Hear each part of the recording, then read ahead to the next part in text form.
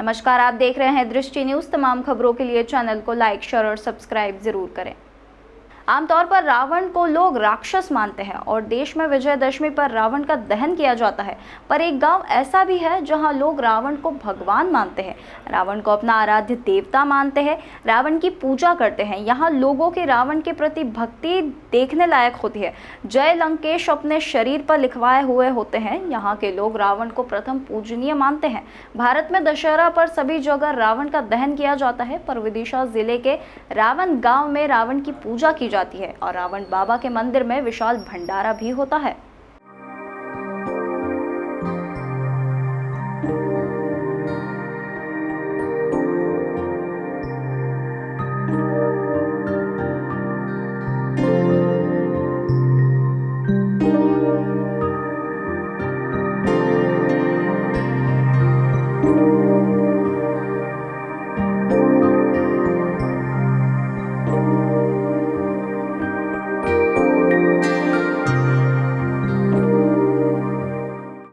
विदिशा जिला मुख्यालय से लगभग 40 किलोमीटर दूर रावण गांव, जहां के लोग रावण की पूजा करते हैं और अपने आप को रावण बाबा का वंशज मानते हैं।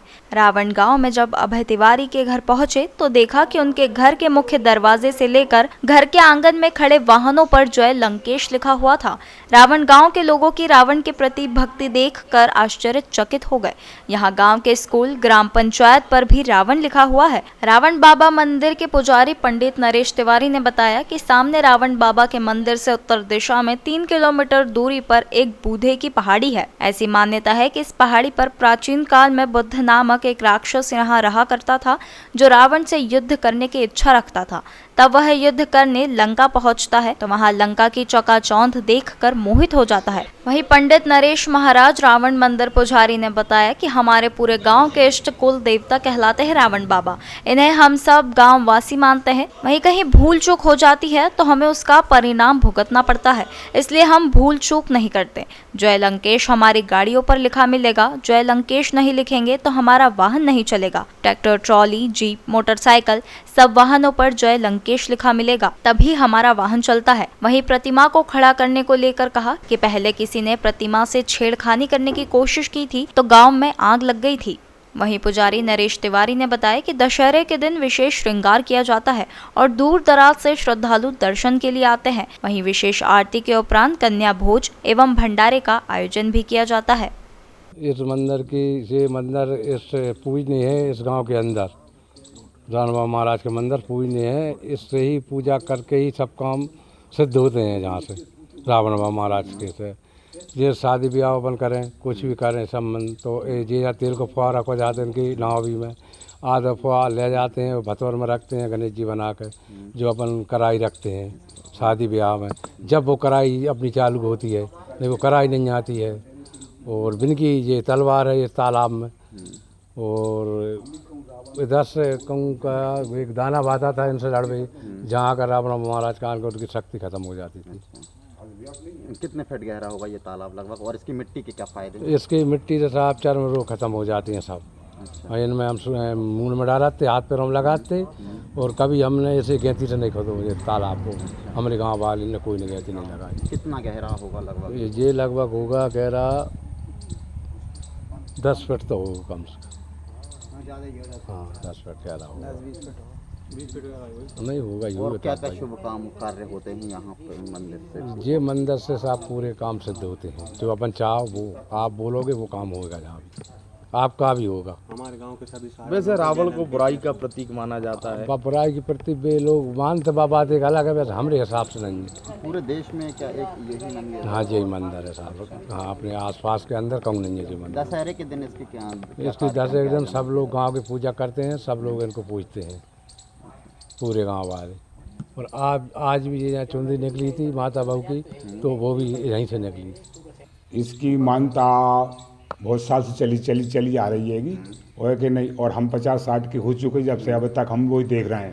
पहले काकी के भैंस सही थे, अब धीरे धीरे जो उगाई कर के इनका मंदिर बना दिया, छाएँ कर ली उन पर।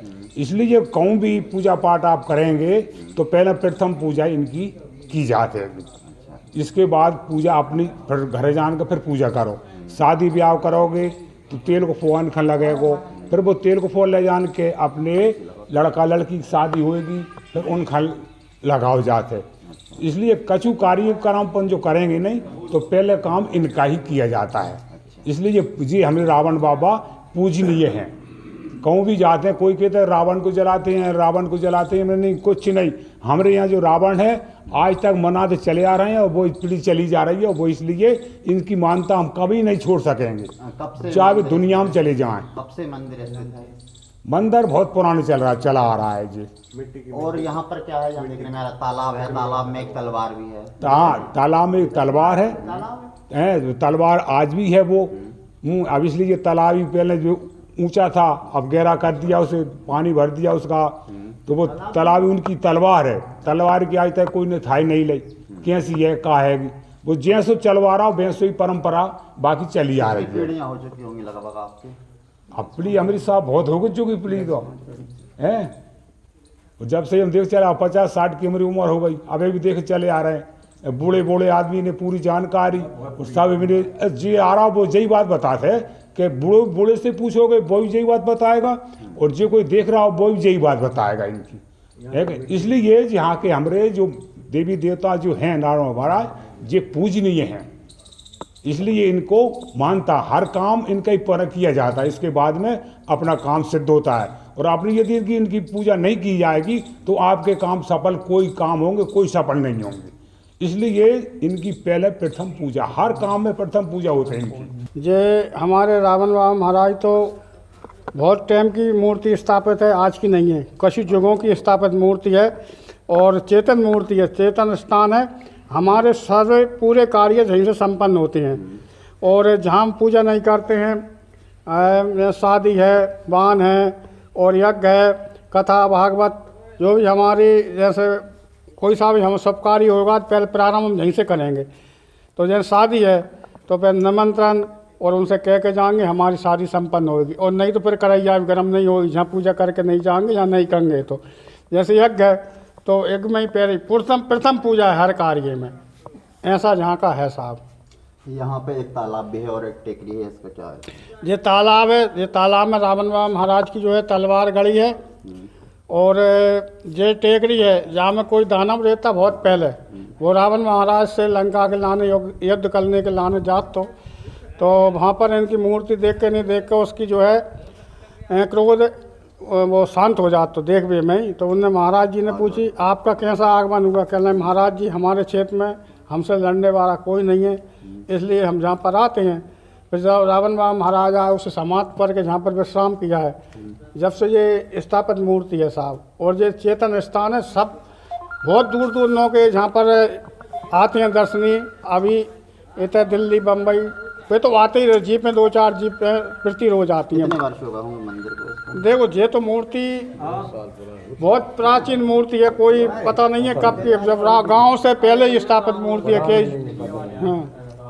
मतलब जो हिट का जैसे बता लोग रहते होंगे इस गांव में? हैं इस गांव में है कम से कम 3-4 हज़ार लोग रहते हैं इस गांव में जी, पंचायत है।